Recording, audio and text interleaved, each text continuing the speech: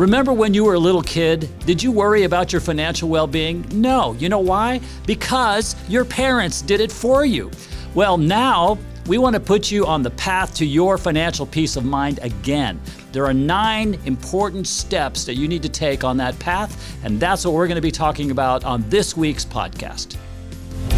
Retirement Planners of America, RPOA.com. Hello, everyone.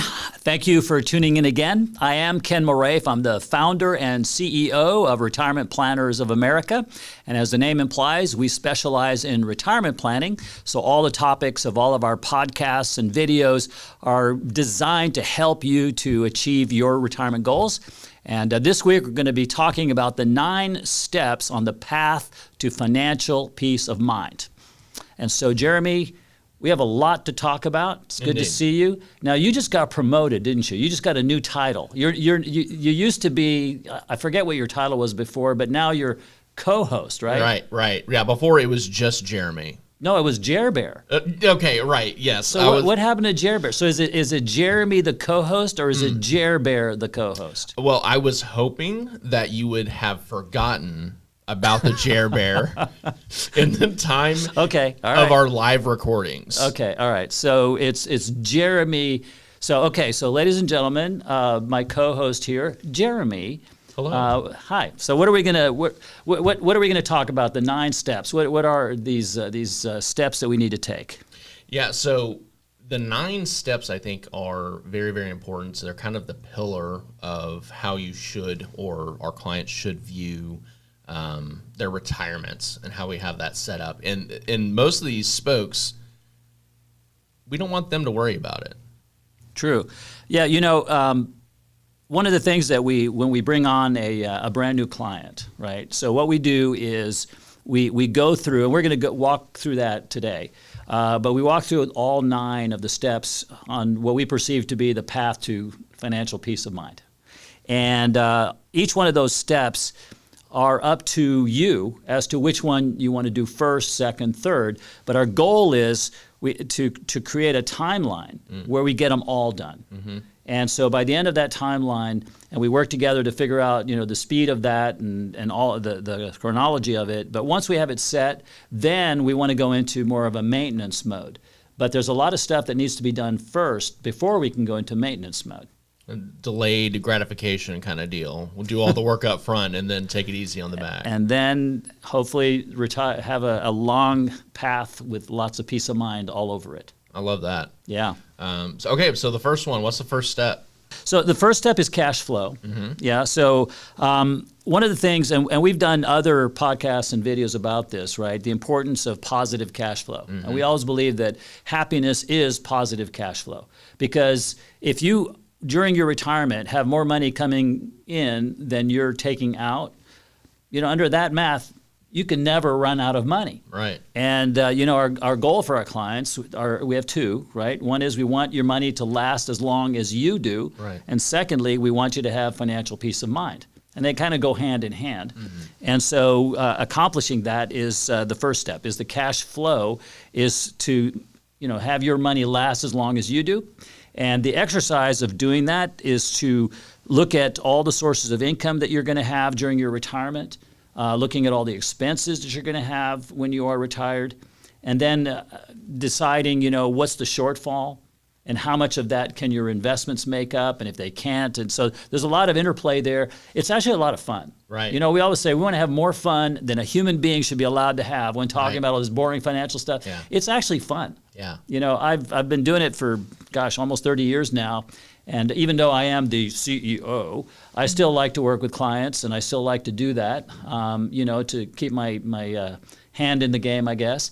And it is one of the most enjoyable things, when you bring on a new client, to go through that exercise, because for them, in many cases, it's the first time they've ever done it. Yeah. And there's a lot of enlightening that happens. We laugh about stuff, and we talk about things, strategize.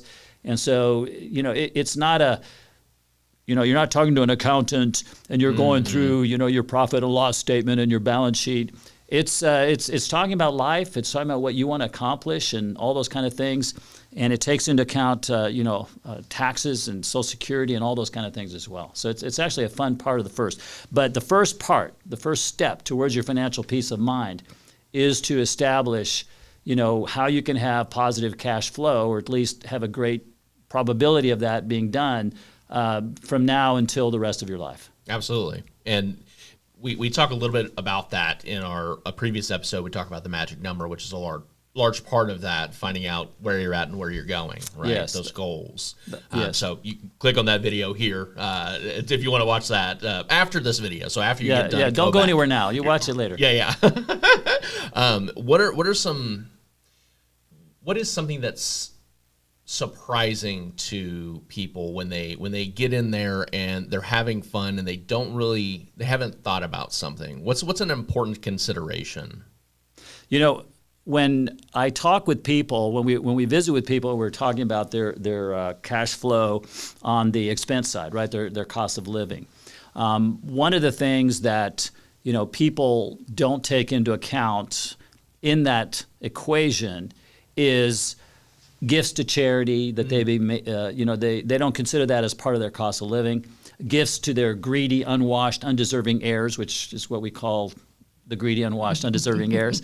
And also things that come around once a year that maybe you don't think of. They're not like a monthly thing, right? So, for example, your property taxes or car insurance if you pay it once a year. Those kind of things people tend not to add into their cost of living. So they'll say, my cost of living is X, and then I'll say, okay, well, what about your property? Oh, yeah, well, we got to add that in. Right. And do you give any money to any charities? Yes. Well, we got to add that in as well. And then, of course, travel or the entertainment that you're going to enjoy, hopefully, while you're retired. A lot of times people don't include that in their cost of living because, it's not in their consciousness right now. Yeah. They're working. Right. So, yeah. Yeah, it's not something you can really look into your bank statement the last 6 months and say, okay, well, this is about what we're doing. And there's always those outliers. Okay, well, what if you took a vacation 7 months ago, or those property taxes came up 9 months ago, something like that. So, it helps if somebody knows what to look for. Yeah, and sometimes questions come to mind. I was visiting with a client just last week, and she asked me a kind of an interesting question, which I think is a great topic for a future podcast. But she said, Ken, with my net worth and my income, what would be an appropriate amount for me to give to my kids every year? Because I want to give them money, but I don't want to run out of money in the process, right? I want to take care of myself first. I don't want to be a burden. She's a widow.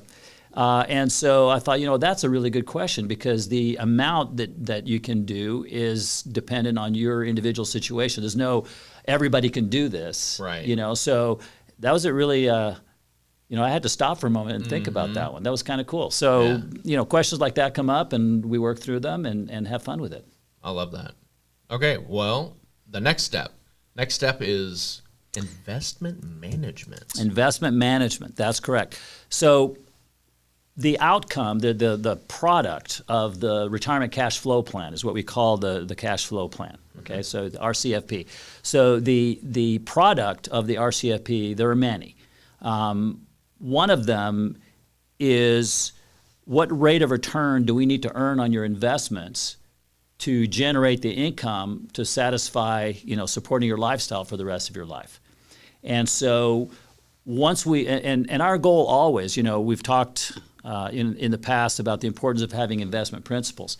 And one of our investment principles is take only as much risk as necessary to accomplish your financial goals. So what we try to do is we try to push down, how much money we need from our investments, because the higher the amount we need from our investments, the higher the rate of return those investments need to generate to provide that income. So we want to push that down so we have a higher degree of probability and a lower degree of risk. So one of the products from the retirement cash flow plan is, how much risk do we need to take with your investments? Once we know that, then we can look at, okay, what portfolio construction should we have? How should we diversify your money? How much risk does that portfolio need to take to satisfy that? And in our view, if you haven't done the retirement cash flow plan first, then how on earth are you going to know how to construct a portfolio for somebody? Right. You know, if you just go, okay, well, you need to be X. Well, how do you know that? What if they need to take a little bit more or a little bit less risk than X? And until you've done this cash flow plan first, in our view, you can't really determine that. Yeah. So cash flow plan first. The offshoot of that, there are many, but one very important one is how much risk do we need to take to accomplish?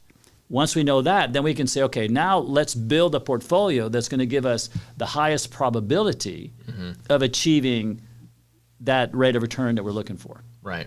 With the least amount of risk. Right. So risk is named a lot there. But, what to a dummy, that's me, what does risk actually mean when we're talking about investments? Okay. Yeah, so that's a good question. I like that one. So when you're investing, you're in the risk business. Okay, because nobody's going to give you a return on your money if there wasn't some risk involved. Because if there's no risk involved, the way you do that is you bury it in the backyard, and hopefully termites don't get to it, but you know it's there, right? Right. And nothing will ever happen to it. You put it in a nice box, hermetically sealed, fire sealed, et cetera, and it's always there. That's the no risk one. Anything that gets you a return higher than that, there's some risk involved, or there would be no return. So the higher the return that you want to get, the more risky the investment needs to be in most cases. So to specifically answer your question, what does risk mean? In our view, what risk means is the potential that you could lose. Gotcha. Right? And how much. Yeah. Right? And there's different kinds of risk. For example, if you put all your money in CDs, then there's two risks you're taking there. Because most people think, boy, when I put my money in CDs, I got no risk. Right. FDIC insured, and it's locked down at the bank and no risk. Well, you have two risks. One is the reinvestment risk, which is that when that CD matures, the interest rate that you're going to get is going to be significantly lower than the one that you were getting, which happened to a lot of people over the last few years with interest rates dropping down near zero. They were finding CDs that they were getting, 5-6%, and suddenly they're renewing, and they got 0.5% or whatever it was. Yeah. So you have reinvestment risk, and the other is liquidity risk. You put it in, and an emergency comes, and now you got to get it out, and you can't get it out because there's penalties. Right. So you've got so there's really no investment that does not have risks associated, and that's why you diversify. Okay, Right. because what you want to do is you want to say, okay, this one has that risk, so I need something else in my toolbox, to address that risk, but have another opportunity, so different ways of looking at it. So in a nutshell, risk is the things that could cause you to lose money, not have access to it, or get a lesser return in the future. Gotcha. That's what we try to do by diversifying and having different tools in the toolbox. I like to use that analogy. If you think of a toolbox, you got hammers, you got screwdrivers, you have all these different tools in there. Each one of them is designed to do a different job. Yeah. And so you wouldn't use a hammer to try to, screw something in. Right. And so in your investment toolbox, you need to have things that are designed to do different things. Some are designed to give you income. Some are designed to combat inflation, so that you want to build a portfolio that has a diversified toolbox, if you will. Yeah. Awesome. Okay, yeah. So, and I would say that's probably a very large portion of what people look for a financial advisor for. It is, but it shouldn't be. I mean, it certainly is a major thing. And, for most people, what I'm talking about, the philosophy that got you here is probably not of investing, is probably not the philosophy that's going to get you there. Yeah. Right? So coming to the point where you're about to retire or you're retired now, you probably have 30 years or 20 years or something behind that where you were investing, being more aggressive. You weren't particularly concerned about inflation with your investments or, taxes or bear markets, which we consider to be the three worst enemies you have to your financial well-being. If you're 25, 30, even in your 40s, yeah, those things are considerations, I'll say, but they're not things that cause you, because you're putting money in, right? But once you retire, now you're taking money out. You're not contributing, you're depleting, right? You're taking money out. You're spending as opposed to adding. And that dynamic is very different. And the kind of planning that you need to do and the portfolio strategy that you use now is different than where you were, 10 years ago or so. Absolutely. Yeah. No, that makes a lot of sense. Okay. Next step. Yeah. The next one would be planning for Social Security. Mm-hmm. Yeah. So Social Security is, and I've said this a million times because I think it's funny. So hopefully our audience will think it's funny. We'll see. Right? We'll be the judge of that. Yeah. But if there was a gold medal for, if they had an Olympics, the Olympics of complexity, Social Security, I think, would win the gold medal like every single time. They are hands down. You think income taxes are complicated? Try figuring out the best strategy to when and how to take Social Security. And, I'm probably advancing a question you're going to ask me. What's the biggest mistake that people make with Social Security? Well, one of the biggest mistakes, in my view, is that they assume that because they've given you these dates, that's your decision points, right? You can take it when you're 62, right, when you're, let's call it 67, your full retirement age, or you can wait till you're 70. So basically, I just wait for one of those. Right. And I'll just decide which one of those three. No, there are 9,000 combinations of how and when you can take Social Security. It is supremely complex. Yeah. And on top of that, there are tax implications of when and how you take Social Security. And there are, the cost to you from, Medicare standpoint. So there's so much interplay. And your health, your age, the disparity in ages between you and your spouse, your income disparities. It's a 3D, multi chess game, right? So don't do this at home, first of all, but Social Security is extremely important to do it right. And the thing about Social Security that I think makes it so important is that if you make a mistake, after a year, you can't change. Yes. Right? So you're kind of stuck with it. So like they used to say on that that game show, is this your final answer? After a year, it's your final answer. Yeah. And you can't go back and change it. Yeah. So you're stuck with it. And if you pick the wrong way of doing it and you leave, let's say, $100 a month on the table, well, after a year, that's $1,200. You live, let's say, 30 years in your retirement, God willing. Guess what you now got? You got $30,000 you left on the table. Yeah.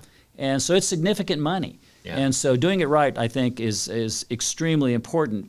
And working with somebody that's trained in that is equally important because it's so complex that you want to work with somebody, I would guess, that has been certified and trained and that understands it and is up to speed with all things that change every year, which is what we do internally. We do that with our retirement planners. Yeah. Yeah.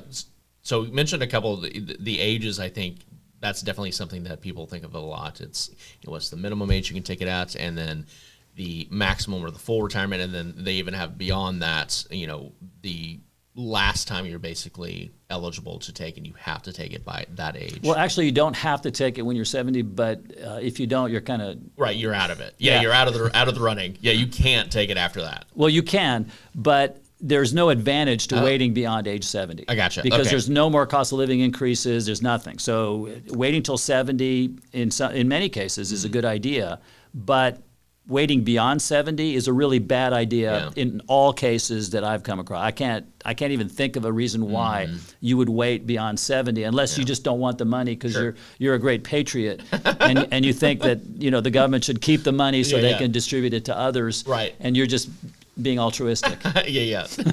Government is well known for using But money actually, if you're wisely. going to do that, well, I was going to say just send it to me, but my compliance department would not like that one. Yeah. So We do can't not send me your Social say that. Security check. Please don't do that. Full retirement age. I think that's, again, going back to the age, I think that's a really big topic. Is there just one full retirement age for everybody? There isn't. Your full retirement age depends on when you were born. And so there's a different one depending on the year that you were born. Yeah, so that adds to the complication. Yeah. So, no, I was talking earlier about having more fun than a human being should be allowed to have. If you do this stuff, if it's like your passion, it's actually fun. Yeah. I think for most people, they're like, oh my gosh, I gotta figure this out. It's a headache. I feel stressed. I don't want to do this. Well, it's actually fun. Yeah. It's like a puzzle that you're trying to put together, and you want all the pieces to fit right. And once you're done, you look at the whole thing, and you're going, yeah, that looks good to me. Yeah. Yeah, complete picture, essentially. Yeah. I can't stress it enough. Don't try it at home. I have loved ones that are trying to figure this stuff out right now, and they're like, who do we talk to? Who do we go to? And you haven't told them? I have. Okay, all right. But this is they came to me with this. They said we don't know what to do, and I said, okay, listen, I've got a great idea. And they thought you. Yeah. I was like, no. I may work for that. I'm not the guy. Right. Okay, very good. So Social Security, super complex, but very important. Very important. Yeah, and for most of our clients, Social Security outside of their investments is the single largest source of income that they have. So nailing that down and making sure it's done to the best that we can is very, very important. Very good. Okay, next step. Step number 4. Step number 4, and again, these are not necessarily, as I said before, these are not necessarily. This is the order that we kind of view them. Right. But when we have a brand new client, what we ask them is, what order do you want to do these in? Yes. So the next step would be insurance, right? And so we're putting Social Security in step number 3, but if you're not of Social Security age, that may be step number 5. So just so you know, these aren't cast in stone chronologically, but we ask you, what do you want to do? We want to. 2 years from now, we want you to be everything all set, and you can go out and enjoy your second childhood, if not sooner. And so what order do you want to do these in? And those are our marching orders to help you to get all those things done. So the next thing is insurance. And when you retire, a lot of the insurance that you've had up until now may no longer be needed. For example, if you have disability insurance, right? So disability insurance is the kind of insurance that pays if you can't work. Right. Well, if you're retired, you don't need that insurance anymore, right? So that's one example. A lot of times people say, I have all this life insurance. Do I need that still? And so, life insurance is a really interesting thing, because basically you buy life insurance so as to think of yourself as a box that's producing income, right? So you're working and you're generating income for your family, right? So you're the black box that's generating this income. So if that box went away, now your family would no longer get that income. Right. So you need to insure the box. Right. And that's called life insurance. So you buy life insurance to replace the economic impact of you no longer being able to work, and disability insurance. Right. But if you're gone, right? Right. And so now we want to provide our family with enough money to keep going when that box is gone, right? Right. But now you're retired. Yeah.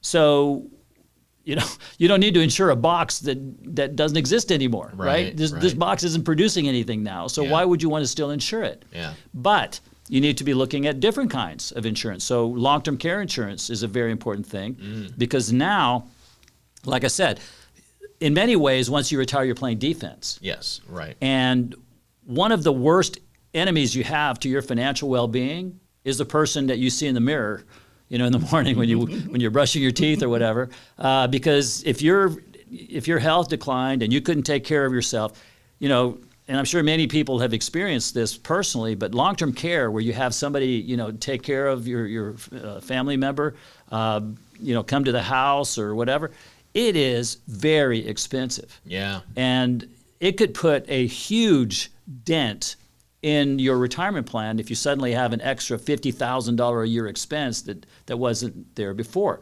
So, in many cases, you switch the kind of insurance that you're going to have, right? You needed life insurance because you were the black box that was generating the income, but now that income, you're not doing that anymore. So insuring the black box is like a waste of money. So now maybe we divert those dollars and buy the kind of insurance that we should have. The other thing is that, the kind of insurance, you may have long-term care insurance, but you don't have the right kind. There's lots of different things to be thinking about in that regard. So, one of the things that we want to do with clients is to do an analysis of all the insurance that they have to make sure that they're not paying too much for what they have, and also to make sure they're not paying for something that they don't need anymore, and diverting those dollars towards something that they do. Right. And so that's part of the exercise. That step that's very important to do as well. What's another type of insurance that is, there's no end all be all, there's no thing that works for everybody. Well, what's another besides long-term care insurance that people typically take? Well, depending on your age, there's also what's called Medigap, or insurance that pays for what Medicare does not. Okay, so Medicare has a deductible. Medicare doesn't pay for a lot of things. Long-term care actually insurance does pay for something that Medicare generally does not. Gotcha. So that's important. But also, depending on your financial situation, you may want to have a big deductible. You're not worried about it. You may want to have a very small deductible on your Medicare. And so looking at Medicare and the alternatives, there's this subject for a different podcast, but there's the A, B, C, there's a lot of these alphabetic terms for different kinds of insurance, and dealing with all of that is very important also, because every year it changes. The doctor, for example, that you're currently going to may not, the plan that you're on currently may change, and suddenly the doctor that you're working with is not on there anymore, or the prescription drugs that you were taking are not covered under this particular plan anymore. So you can't take it for granted. Every year you got to review the whole thing to make sure that what you want is still there. And then your life changes. I'll use prescriptions as an example. A prescription that you didn't need before, maybe now you do. And then you look on the plan, well, they don't pay for that. Okay, so now I need to switch plans. So it's an ongoing thing, but the first step, since we're talking about this, of peace of mind, is knowing that the insurance that you have is appropriate for you. And running through the whole checklist of things. And so that's a very important step on the path. Yes, indeed. To your financial peace of mind. It's almost like a tagline. Okay, all right. So mentioned a couple times now. Next step number 5 in no particular sequential order, Medicare. Yeah, Medicare. So like I said, if somebody's already on Social Security and they started before they were 65, then they don't, at this point it may be too late to do something about Social Security, but Medicare may be a big deal. Right. So again, it's up to you which order we do all these things in. But Medicare is very, very, very important, and also very complicated. And so again, working with somebody that deals with it day in, day out, I think that has a familiarity with it, that has a working knowledge, that has done it 100 times or whatever, I think is an important thing to have, a person to have on your team. But there are some considerations when it comes to Medicare. There are laws, tax law, or not tax laws, but how much of your premium is going to go up based on income from previous years you may have had. A lot of people get an ugly surprise when suddenly there's an extra, or their premium goes up by $200 a month. They're like, where did that come from? Well, it's because, a year ago you didn't do proper planning to address that if it was possible. So future thinking when it comes to Medicare is also very important in terms of what your investments are doing that can create extra cost for you in higher premiums. And therefore, and that's a big deal. Yeah, I did not know that to your past earnings, or that recent earnings would affect your Medicare payments. Yeah, essentially it's a means testing, which is basically, depending on how much money you make, and how much money you make can be your investments as well. It's not just your wages, but how much money you make they use that as a barometer or a measuring stick to decide, what your premium should be. And so if you have a big increase in 1 year, you could find yourself having this big. And what's interesting to me is that there is nothing that I can think of that angers clients more than when they see their Medicare premium go up. It's like, this is like the most irritating thing in the world. And, a lot of times it goes up just because of inflation and all that, but you don't want it to go up because you missed an opportunity to, either spread it out so that you don't have as large of an impact, or avoid it altogether if possible. Yeah. Yeah, there's almost a theme to all these government programs, and that's complication. Yeah. Yeah, it's really interesting. In fact, as I'm talking to you, I'm thinking of other podcast ideas. One thing that clients ask us for help with is signing up for Medicare. Because you only do it once, right? Right. I mean, the initial one is only once. Right. And believe it or not, I think there's like 29 or 30 pages on the website. When you go to sign up for it, and you what you can do is you can stop, because it's like, okay, I do not know how to answer that question. So you can actually pause the thing and come back to it like, 2 or 3 days later, once you've done your homework on how to answer that question. Yeah. And so, walking people through that process and getting it past them, getting past it, is also an important step, towards financial peace of mind. It's like, thank goodness I got that behind me. I don't want to do that again. But again, unfortunately, Medicare, they have the enrollment every year. You got to think about it. So it's not a set and forget. It's a set and then revisit. Yeah. Yeah.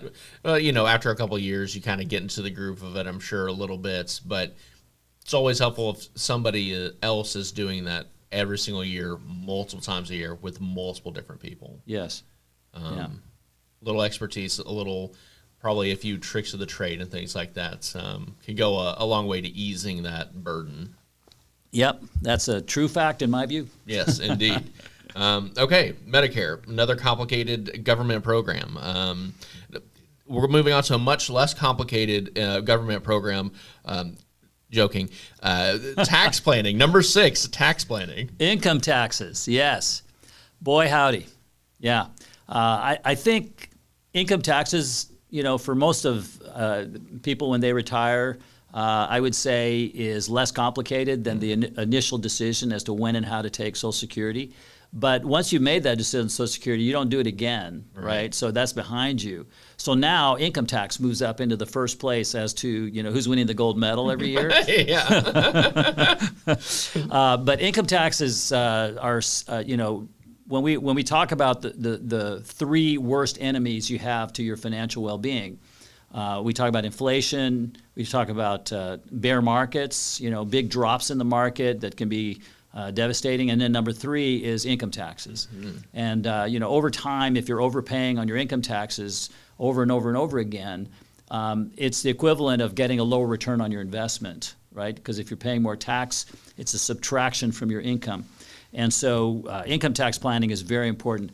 And again, once you retire, the income tax strategies are most likely going to be quite different than the ones while you were working. Okay, so for example, when you were working, you had a 401k that gave you tax deductions. You don't have that once you retire.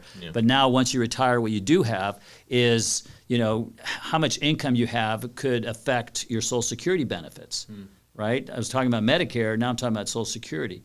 There's this thing called your provisional income, where they determine if they're going to tax 85% of your Social Security benefits or not. Okay, and if you're not aware of that formula that they use, then how are you possibly going to figure out if you can avoid it at all? You know, now in some cases we can't, but in other cases it's possible. So we want to look at, how can you reduce your provisional income, which causes taxation of your Social Security. Required minimum distributions. Once you get of a certain age, you're going to be required to take money out of your IRAs. So are there strategies you can use in advance of that? There's one strategy that we use, we call tax bracket management, okay, which basically is how can we maximize the amount we're taking out of the IRAs before we get to the age when we're required to take money out. And if we do that, then we can reduce the amount of those distributions later, because the required distributions can get quite big. Okay. And if they're big, you're going to owe a lot of taxes on that. Yeah. So if we drain the tub in advance, then those distributions could be smaller, and we could spread that tax out over the years and keep you in a lower tax bracket. So that's another strategy that you want to start, before you get to be 73 or 76, whatever age it is for you. So, yeah, again, the theme I hope I'm getting across is that what brought you here can get you there. Right. So the income tax planning that you did while you were working and in your 40s and maybe even in your 50s is not the same as the income tax planning once you are retired. There's another consideration. You probably have an IRA, you may have a 401k, you may have investments that are not in either one of those. You may have annuities, money at the bank. You got all these different places, hopefully, where you have money. Right. Okay, so now it comes time to get income while you're retired. Mm-hmm. Well, what's the most tax efficient way of getting that income? Should you take it from your IRA, your 401k, from your where do you get it from? Yeah. So as to mitigate your income taxes. Right. That's a very important thing. Right. And so planning against that is something you've probably never had to think about before. Yeah. So there are a lot of things that once you retire, I think working with someone who specializes in retirement planning is very important. Yeah. Yeah. Yeah. I don't think my my normal CPA, who is me, will know anything about that. I don't think my TurboTax is going to help planning any of that out. Do you have one or two just like commonly used strategies to minimize taxes? I know you said, picking which income that we're going to be taking money out of and spreading that out and things like that. Yeah. So tax bracket management is definitely one that you want to look at. If a lot of your money is in an IRA where every dollar you take out of it is going to be taxable to you, that's a traditional IRA. Right. Now, Roth IRAs, when you take it out, it's tax-free. Now, so those two, converting a traditional IRA into a Roth IRA can be a very effective tax planning strategy. So that's another way to look at it. So you could as I said, drain the tub on your traditional IRA. You can convert it to a Roth. The other strategy, of course, is looking at the provisional income on your Social Security. And the big component of that is your adjusted gross income. So reducing your adjusted gross income by investing in things that don't create adjusted gross income reduces the tax you'll pay on your Social Security.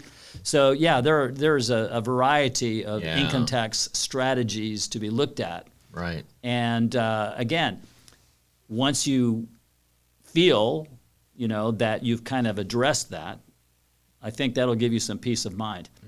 But lest you get too cocky. Remember Luke Skywalker? I did it. And Han Solo said, don't get cocky, kid, or something like, don't get cocky here, Yeah. Have to revisit this again every year to be sure that you're, because income tax laws change and your situation changes. And, so that's part of the process also, is to revisit it. But in the initial stage with a brand new client, we always look at, reviewing their income taxes and planning for these different things that are going to be coming in the future, so that we can mitigate as much as possible your income taxes. Yeah. Yeah. Again, you keep going back to where you're at and where you're going. That's right. Yeah. Okay. Fun taxes. I see. I'm looking at my list. I'm like, there's some fun stuff coming up here. Okay. What's really next? like. What do you see on your list there? So I like this number 9. We won't say what it is yet. I like number 9. Number 9 that's what I'm looking forward to. Number 9 is the best one. Yeah, I agree. But before we get to number 9, we have number 7. Estate planning. Yeah. So estate planning is what I call the passing it on to your greedy, unwashed, undeserving heirs. And let me just say for a moment here that anybody that got offended by that, I'm joking. Right. Okay, because on my radio show, which I did for years, I have fun with that. And I get emails from people, my kids are not greedy. And I say, okay, but they are unwashed. Oh, of course. Yeah. So you need to shower them off, hose them down. So I'm only kidding, not. So estate planning is also, something that, I think if you love your kids, that you want to, and your spouse, your significant other, that you want to get your affairs organized. And, once you retire, it's a time basically to kind of go in the attic and clean it all out. A lot of that stuff. I meet people that, in fact, I met with a couple last week that said that their will was 20 years old. Oh.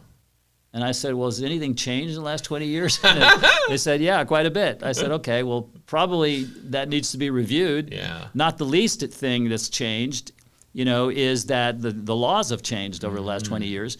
But your net worth has changed, hopefully, over the last 20 years, right? So if you've done a good job over the last 20 years, you probably have more money now than you did when you were 20 years ago. And so the importance of doing that becomes even, more acute. So, and estate planning is complicated, which trusts to use, how do you transfer money, there are a variety of different kinds of trusts that you can create. For me, one of the most important, I love my daughters.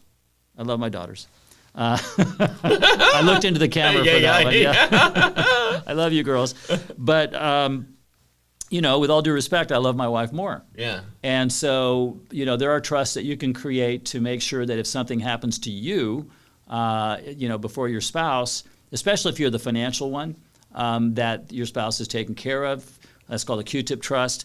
So, estate planning is not for very wealthy people necessarily. Mm-hmm. It's for really anybody that wants to pass on to their family, their children, their grandchildren, their estate in the least taxed, most cost-efficient way.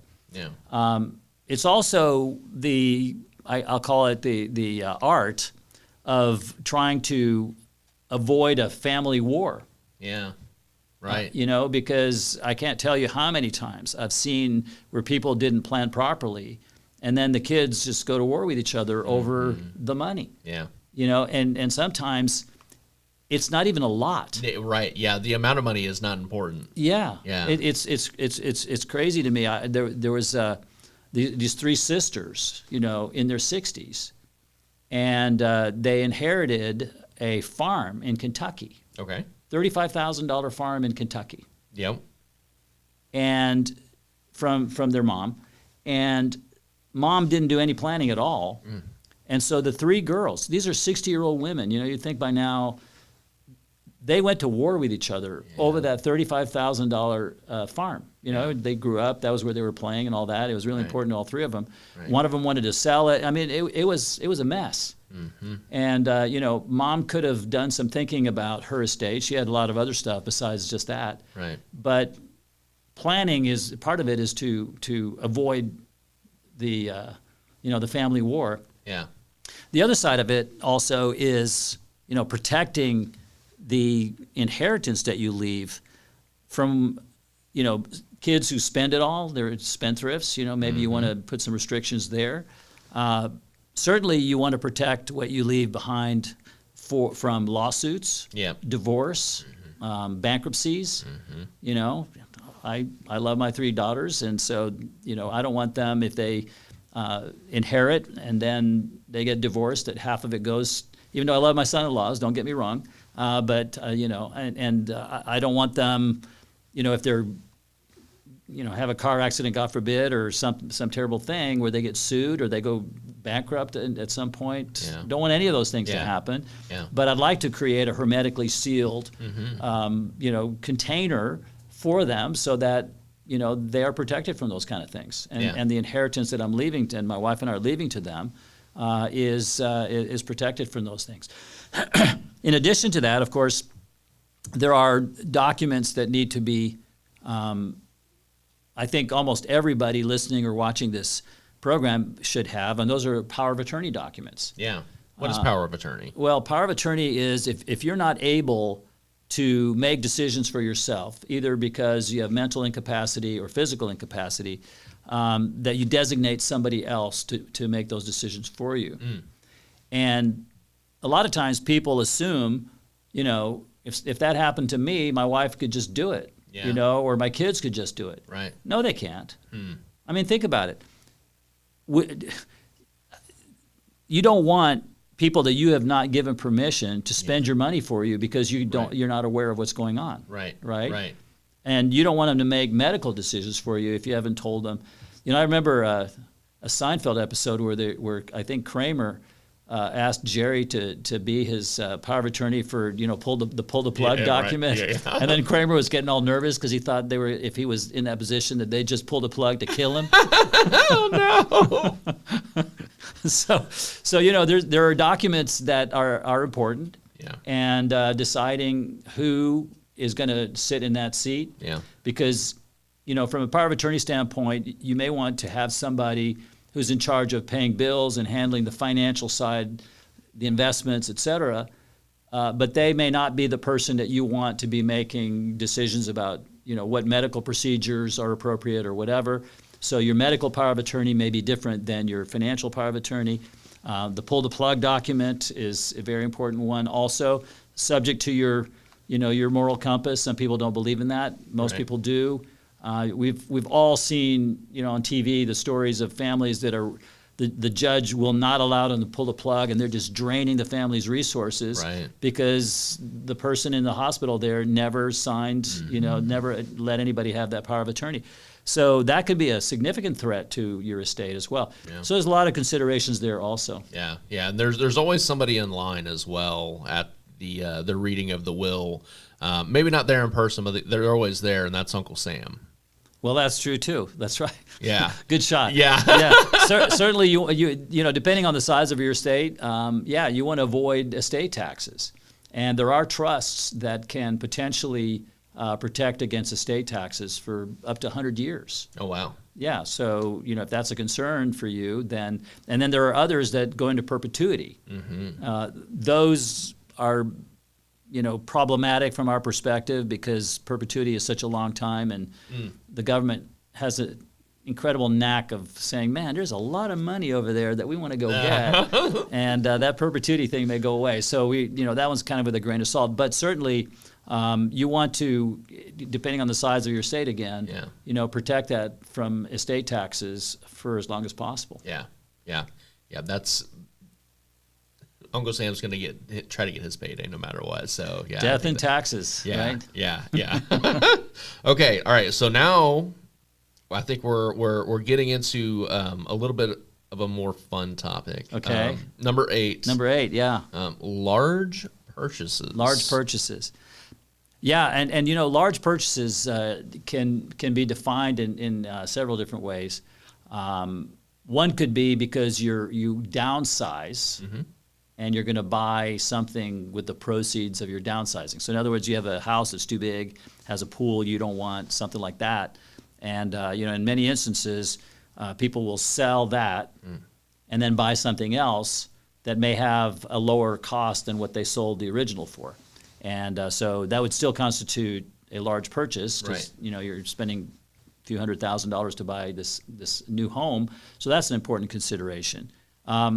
We have situations where people want to. I had one client who wanted to buy the Tom Selleck Ferrari. The one from Magnum PI, the red one. He wanted one of those. It's like that was his bucket list item. That's a big. It's not a cheap thing to buy. Yeah. And that was his thing. And he's like, I've always wanted one. Can I afford to do that? And large purchases. The important and. We have clients who large purchases don't necessarily need to be something that you buy as in an asset. It could also be, I want to take, the vacation of a lifetime. Yeah. I'm going to do it this one time, and we're going to spend, a lot of money on it because it's a bucket list item that we wanted to, go around the world or whatever it may be. And so that's a big ticket item. Yeah. Large purchase as well, even though it may not be like a house or something like that. Right. And so going back to what we were talking about at the beginning, the retirement cash flow plan, it is also, a living, breathing thing, because you're always updating it to reflect how investments have done, tax law changes, your situation, are you spending more or less, et cetera. And one of the things that we plug into that is these large purchases, and how will you be, can you afford to do it? Yeah. And so we always tell clients, before you go doing anything, talk to us first. Yeah. Because, you don't want to accidentally shoot yourself in the foot. Right. Is there, I know there is, so I'm asking this question knowing that there is a different answer here. What is the delineation or the idea between cash versus loans for some of these larger purchases? What's a consideration? One of the things that we believe is that when you retire, so should your debt be retired. Again, we're going back to the concept of financial security, financial peace of mind. We want your money to last as long as you do. Right. And, in that scenario, debt is, a real threat. Yeah.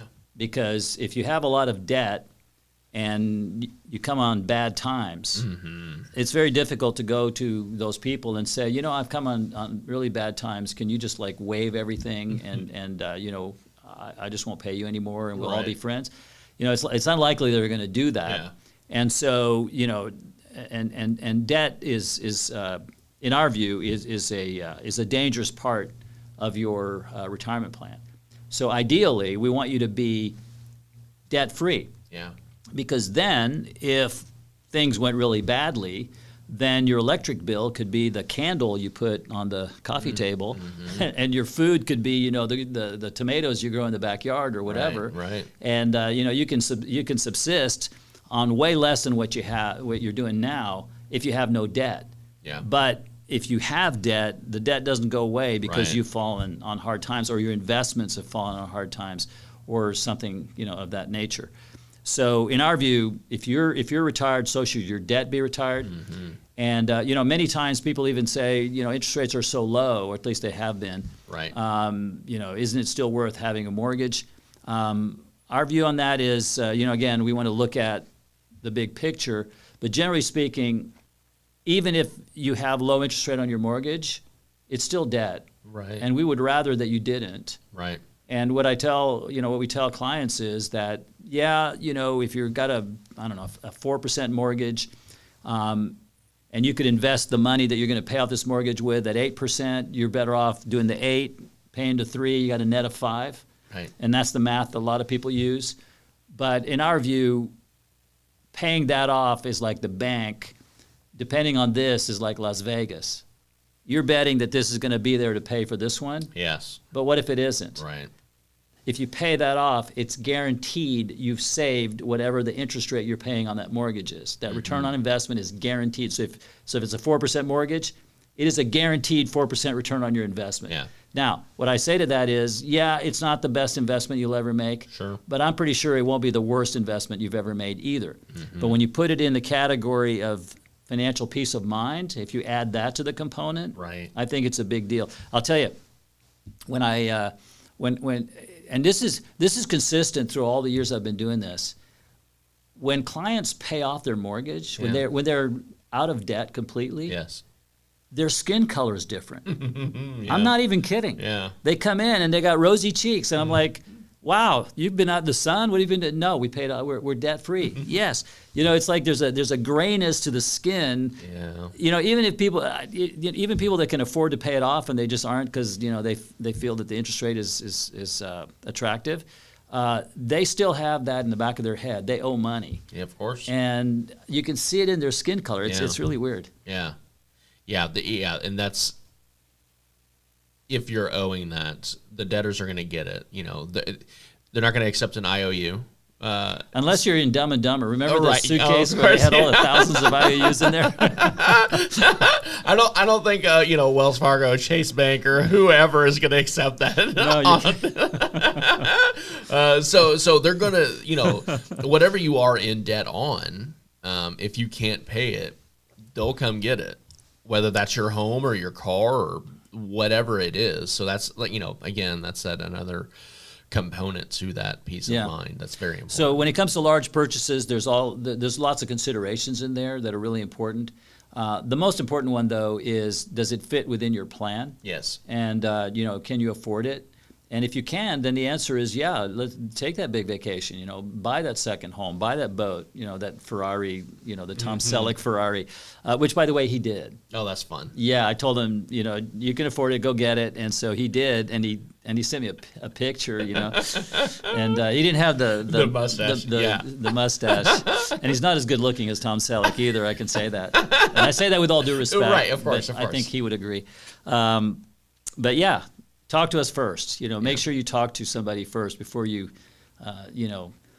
satisfy your dream of owning something or buying something, and it may put a hole in your financial plan. Of course. Okay. All right. So this is the most fun one. I think this is the goal. I mean, this is my goal right now, but it's absolutely a goal in retirement as well. Number 9, our ninth step is recreation. Yes. Like I said, your retirement should be your second childhood without parental supervision. That's what we want for you, right? That means being a kid again, going and playing and having fun and not worrying about all these other things we've just talked about. Getting it all done is an important exercise. Yeah. And, like I said, for us, it's a lot of fun, and I hope it's infectious with clients who, oh my gosh, we're talking about income taxes and Social Security and Medicare and estate planning.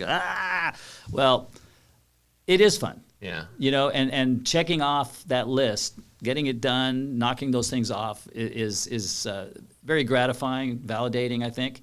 And then now maintenance time comes with those things. Right. So now you can go play. Hopefully, you can go have fun and enjoy whatever that means to you. And I had a client tell me, he said, Ken, I really don't like your whole idea of the second childhood without parental supervision. And I said, oh, really? Why not? And he goes, because you're always talking about, people being kids again and going out and playing and, having fun and all this stuff. And he says, I don't want to do that. And I said, you don't? Why not? He goes, because what I really want to do is I want to volunteer. Oh. He said he's got like 2 causes that he feels really strongly about. Yeah. And he said, they're not funny. These are important things, people in need that I want to volunteer and help. So I thought, he's right. So I've kind of amended the second childhood to say whatever that means to you is what we want to facilitate. Right. And even if that's which in his case, that's what he wanted to do, the steps that we just talked about, you still have to go and make sure that they're all done and properly in order, so that now you can be free to say, okay, I'm going to go volunteer, and help these causes that I feel strongly about. Absolutely. Yeah. No one recreation is going to look the same in anybody's mind. Somebody wants to sit outside and enjoy a mountainside morning coffee, or somebody wants to be out at sea, or somebody just wants to take a vacation with their grandkids and their kids. Yep. That's exactly right. I remember there's one client, and he's deceased now, so that's why I'm pausing for a moment. But his deal was family vacations. That was really very important to him. And he always had the whole family dressed the same. Yes, I love that, yeah. So they go on these vacations, and my favorite picture of that whole family, and there was a lot of them. I'd say maybe 15 or 20 people. There were little babies and everybody. They were on the beach, and they were all dressed in like a white shirt, T-shirt, and a white pair of pants, and they were all barefoot in the sand. And they looked like they were just having a great time together. And I always thought, that looks really cool. I can't wait till I do that. Yeah, absolutely, 100%. Okay, all right. So that was our exhaustive list, 9 steps. This is going to be a loaded question. I guess it kind of depends on your viewpoint. But what step do you think is most important there? The first one. Yeah. The first step, the cash flow, the retirement cash flow plan, understanding your financial health, and making sure that you have positive cash flow. That's where it all starts. Yeah. Because if you have negative cash flow, then everything else we talked about is not as important. You're not going to have anything to leave to anybody. So yeah, I would say the first step is the first step. Yeah. And cash flow is the most important step in my view. Yeah. It affects every single one of the other ones where those others don't necessarily affect all the others. Yeah. That's a great point. Awesome. Well, thank you very much for being with me here today, Ken. Way to go, Jeremy, co-host. Thank you. Well, thank you for watching/listening to our podcast on the 9 steps to your financial peace of mind as we see it. And I hope that as you went through that, it enlightened you on some of the things. And maybe, as we were talking about all those different steps, that there were areas where you felt a little bit unsure about it, or you felt like, you could be clearer or better at it. Well, those are the kind of topics that we're going to be talking about in our future podcasts, and in our all of our content is addressing more specifically each one of those steps in that wheel that you saw. So I hope you will tune in to all of our podcasts. You'll watch them on YouTube, and make sure you subscribe by clicking below, because you don't want to miss any of our delicious, wonderful content. So we'll talk soon. Retirement Planners of America, RPOA.com.